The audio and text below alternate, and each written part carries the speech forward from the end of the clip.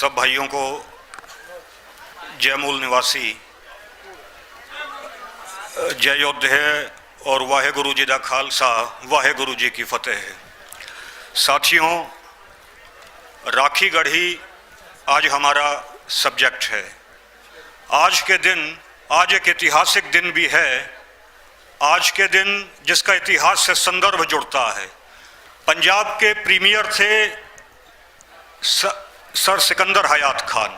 Sir Sikandar हयात खान पंजाब के premiere थे जब पंजाब यूनाइटेड हुआ करता था। तो 1942 में आज के दिन उनको परिनिर्वाण प्राप्त हुआ था और ये एक बहुत बड़ा झटका था सेकुलर पॉलिटिक्स को और पंजाब की पॉलिटिक्स को। तो मैं उनकी स्मृति में उनको याद करते हुए अपनी बात को शुरू करता हूँ।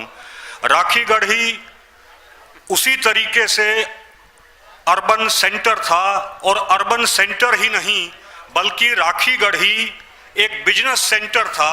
जिस तरीके से साकेत सम्राट अशोक के समय में बिजनेस सेंटर था, एक बिजनेस कैपिटल थी, और जिस तरीके से आज बम्बई है, कलकत्ता है, सूरत है, कराची है, उसी तरीके से एक बिजनेस का सेंटर हुआ करता था राखी गढ़ी। और 9000 साल पुराने इसके अंदर अवशेष मिलते हैं। माने 9000 साल पुरानी सभ्यता है राखी गढ़ी। और इस राखी गढ़ी में ब्रासलेट मिले हैं गोल्ड के, इसके अंदर चीनी मिट्टी के बर्तन मिले हैं और इस तरीके के मटके मिले हैं, इस तरीके के मटके मिले हैं जिन्हें अगर आप टच करेंगे तो मेटेलिक साउंड आएगी। जिस तरीके से जो है कोई मेटल हो, उस तरीके से इस राखी गढ़ी में मिले हुए मिट्टी के मटकों से अगर हम उसको खटखटाते हैं तो मेटेलिक साउंड आती है। इस तरह ये एक बहुत विकसित सभ्यता थी जो राखी गढ़ी के नाम से जानी जाती है। राखी गढ़ी वहाँ एक गांव है। इस गांव में लगभग 400 हेक्टेयर में ये सभ्यता विकसित हुई और ये हमारी सभ्यता थी। इसके बाद ब्राह्मण जो अब्राहम की दूसरी बीवी जो दासी थी उसकी औलाद था, जब भारत में आया, क्योंकि अब्राहम की जो पहली बीवी थी सारा, उनको ये वरदान था कि तुम्हें जरूर तुम्हारी कोई ना कोई संतान पैदा होगी और जो संतान आगे चल के पूरी दुनिया पर हुकूमत करेगी।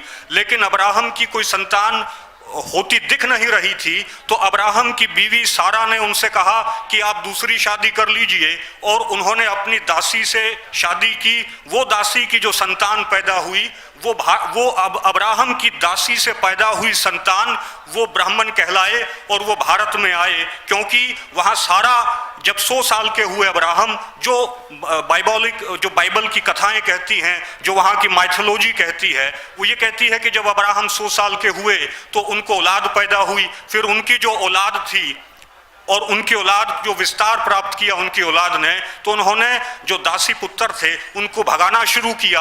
वो भारत में लुटते पिटते आए और वो भारत में आकर ब्राह्मण कहलाए। अब्राहम को इन्होंने ब्रह्मा कहा और सारा को इन्होंने सावित्री कहा। अब ब्रह्मा और सावित्री उनकी जो है ये ब्राह्मण जो है उनके दासी पुत्र ब्राह्मण भारत में आए और लुटता पिटता भारत में आया। तो भारत में जब ब्राह्मण आया तो इसने राखी गढ़ी की सभ्यता के अंदर चोरी करनी शुरू की। माने सबसे पहले ब्राह्मण इस देश में आया है तो एक चोरी करने के उद्देश्य से आया और एक चोर की भांति ब्राह्मण ने यहाँ अपना जीवन यापन करना शुरू किया। इसका प्रमाण यह है कि राखी गढ़ी में जो पुराने मकान हैं, राखी गढ़ी की खुदाई में जो दीवारें मिलती हैं, तो हम लोग ये जानते हैं कि फर्ज करो एक दीवार जर्जर हो जाए तो उस दीवार को हम तोड़ देंगे और उस दीवार को तोड़ के उसकी जगह पर एक दीवार खड़ी की जाएगी। लेकिन राखी गढ़ी में ऐसा नहीं है। राखी गढ़ी में जो पुराने मकानात मिले हैं उन मकानों की दीवारों में जो जर्जर दीवारें हैं उनकी बगल में दूसरी दीवार खड़ी की गई है। इसका कारण यह है कि ब्राह्मण चोरी करता था और चोरी करने के लिए वो दीवारों में सेंध लगाया करता था। इस चीज से राखी गढ़ी के लोग बहुत ज्यादा परेशान हो गए और जर्जर दीवारों को भी वो तोड़ नहीं रहे थे, बल्कि जर्जर दीवारों को भी एक एक्स्ट्रा कवर के रूप में मानकर, एक एक्स्ट्रा कवर के रूप में जानकर वो यूं की यूं बरकरार रख के उसकी बगल में दूसरी दीवार खड़ी कर रहे थे। इसको हरियाणा की भाषा में, इसको हमारी लोकल डायलेक्ट में कहते हैं पाड़ लगाना। पाड़ लगाना। तो ब्राह्मण हमारी दीवारों में पाड़ लगा रहा था। जिस तरीके से कल वामन मेश्राम साहब ने बताया कि हम लोग शब्दों से इतिहास को खोजने की कोशिश करेंगे, जैसे आपने बताया कि श्रृंग ऋषि और शुंग, श्रृंग और शुंग का जिस तरीके से माननीय वामन मेश्राम साहब ने कल संबंध जोड़ा था, तो पाड़ लगाने का एक और मतलब हमारे लोकल डायलेक्ट में है, हरियाणा में है, फूट डालना। माने जिन लोगों ने दीवारों में पाड़ लगाई, जिन लोगों ने दीवारों में सेंध लगाई, उन्होंने हमारे भाईचारे में भी पाड़ लगाई, हमारे भाईचारे में भी सेंध लगाई। और हमारे भाईचारे में उन्होंने जब सेंध लगाई तो हमारे मूल निवासी भाई कुछ उनके संपर्क में आए। सबसे पहले उन्होंने चोरी की, फिर उन्होंने हमारे कुल नाम जो थे, हमारे जो कुल नाम थे, हमारे जो गोत्र थे, हमारे जो गोत्र थे, उनको ब्राह्मणों ने चुराया। जैसे एक गोत्र था अत्री, ये अत्री गोत्र जाटों में भी है और ये ब्राह्मणों में भी है, तो ब्राह्मणों ने ये गोत्र हमसे चुराया। फिर एक और गोत्र है भारद्वाज, ये हरियाणा में ब्राह्मणों में सबसे बड़ा गोत्र है, ये गोत्र भी जाटों में था, ये गोत्र भी ब्राह्मणों ने हमसे लिया, चुराया। और माथुर गोत्र है, ये जाटों में भी है, ब्राह्मणों में भी है, ये गोत्र भी उन्होंने हमसे चुराया।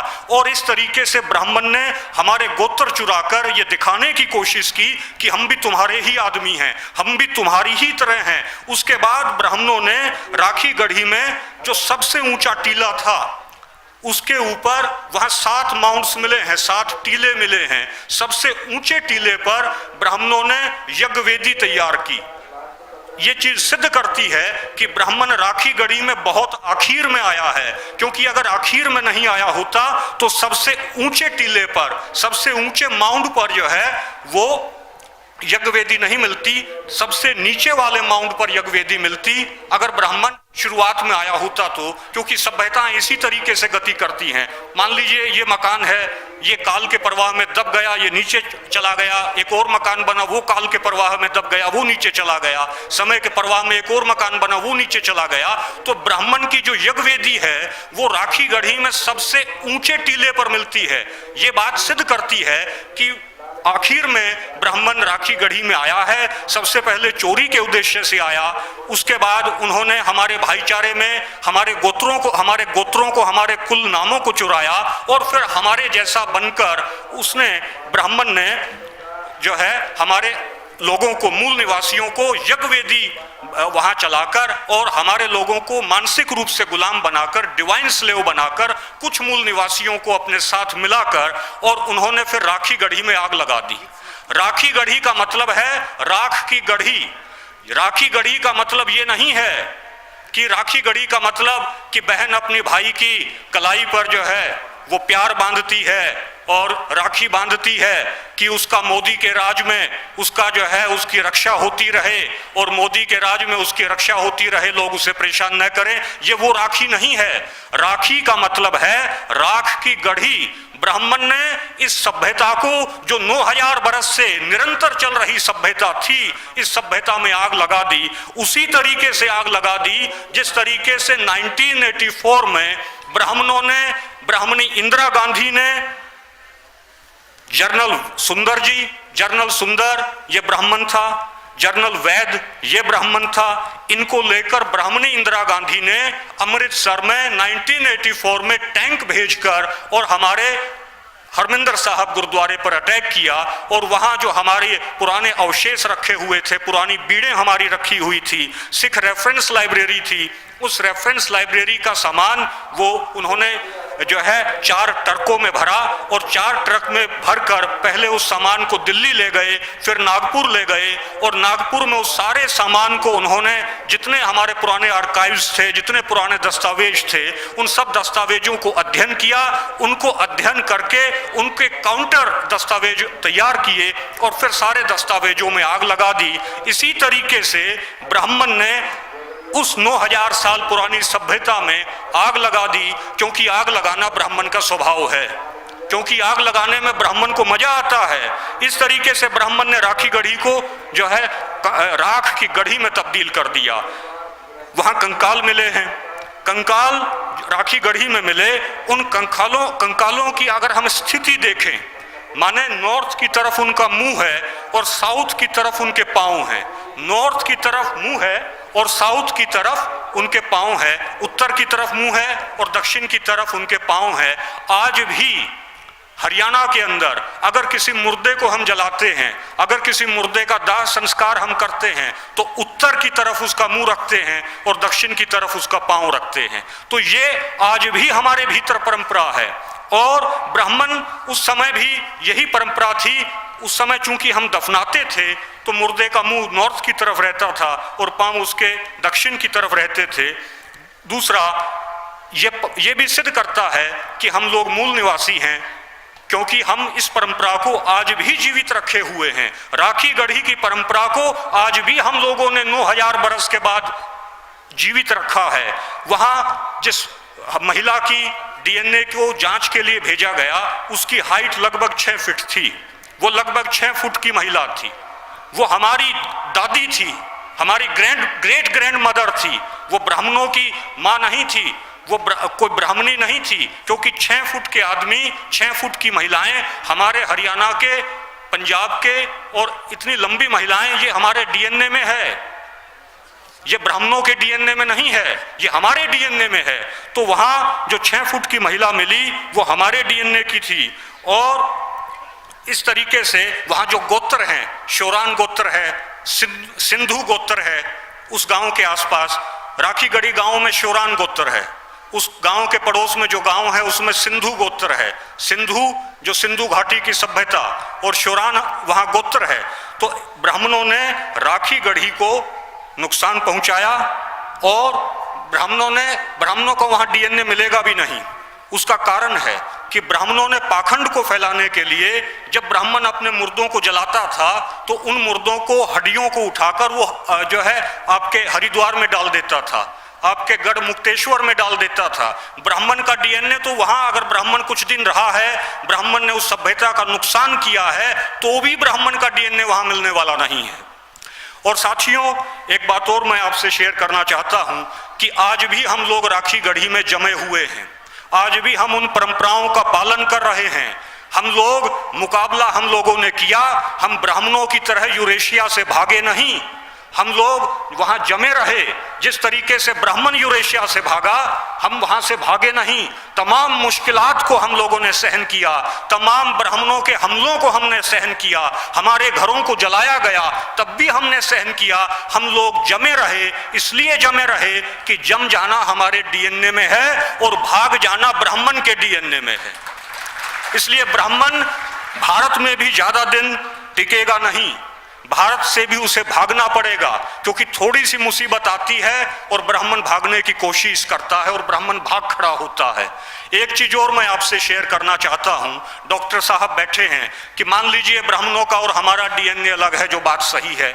हमारा डीएनए खड़े होकर लड़ाई करने का है, ब्राह्मण का डीएनए भाग जाने का है। तो हमारा डीएनए अलग है, तो हम फिर ब्लड डोनेशन कैंप में ब्लड क्यों देते हैं? भिवानी डिस्ट्रिक्ट में एक ब्लड डोनेशन कैंप लगा, और ब्लड डोनेशन कैंप लगा भगवान परशुराम रक्तदान शिविर। उसमें 24 आदमी थे जो रक्त देने के लिए गए हुए थे। जो 24 के 24 आदमी मूल निवासी थे, और जो परशुराम के जन्म दिवस के ऊपर, उसकी जयंती पर रक्त देने के लिए गए हुए थे। साथियों, मूल निवासियों का खून अलग है, ब्राह्मणों का खून अलग है। अगर हम लोग ब्लड डोनेट करते हैं और अगर हमारा खून अगर ब्राह्मण के अंदर चढ़ गया, तो ब्राह्मण मजबूत हो जाएगा या नहीं हो जाएगा? ब्राह्मण ताकतवर हो जाएगा कि नहीं हो जाएगा? अगर हमारा खून ब्राह्मण के अंदर चढ़ता है तो ब्राह्मण ताकतवर हो जाएगा, और ब्राह्मण का खून अगर गलती से हमारे भीतर चढ़ गया तो जो गद्दारी ब्राह्मणों के भीतर है वो गद्दारी हमारे भीतर भी आनी शुरू हो जाएगी।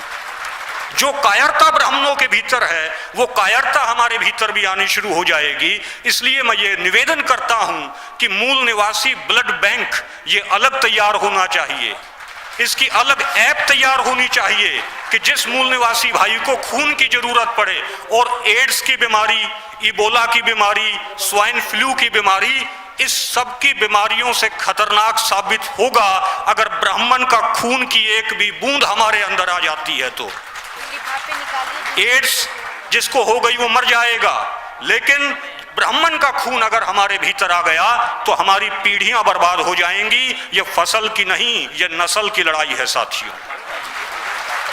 और मुझे इन्होंने जाट रिजर्वेशन मूवमेंट चला, हम लोगों ने मूवमेंट चलाया कि हमें भी अधिकार दो। मुझे जेल में इन्होंने डाल दिया। 20 हमारे साथी थे, उन पे गोलियां चलाई, मेरे 20 साथी शहीद हुए। वो जो है ब्राह्मणवादी सरकार की, बीजेपी की सरकार की गोलियों से शहीद हुए और मुझे इन्होंने जेल में डाल दिया। 3 साल 9 महीने इन्होंने मुझे जेल में रखा। पिछले महीने मैं जो है जमानत पर आया हूं और मुझे माननीय वामन मेश्राम साहब जी ने जो हौसला दिया, जितना इन्होंने मुझे हौसला दिया, मैं ये समझता हूं कि इतना हौसला मुझे कोई दे नहीं सकता था। इन्होंने हर तरीके से मेरी मदद की, आर्थिक तौर पर मदद की, मेरे लिए स्पेशल एडवोकेट्स की टीम तैयार की, लोकल लेवल से लेकर सुप्रीम कोर्ट के लेवल तक। तो आपके हौसले के कारण मैं आज फिर इसी मंच पर आया हूं और एक ही बात मैं कहना चाहता हूं कि आसमां बेरंग है, बेरंग ही सही। आसमां बेरंग है, बेरंग ही सही। धरती तंग है तो तंग ही सही। हम अमन चाहते हैं, जंग नहीं। मगर तुम जंग चाहते हो तो फिर जंग ही सही। मगर तुम जंग चाहते हो तो फिर जंग ही सही। जय मूल निवासी, धन्यवाद। समाज की महत्वपूर्ण घटनाओं की जानकारी के लिए MN टीवी को सब्सक्राइब करें और साथ ही साथ बेल आइकन को दबाएं ताकि आपको हर महत्वपूर्ण जानकारी मिलती रहे।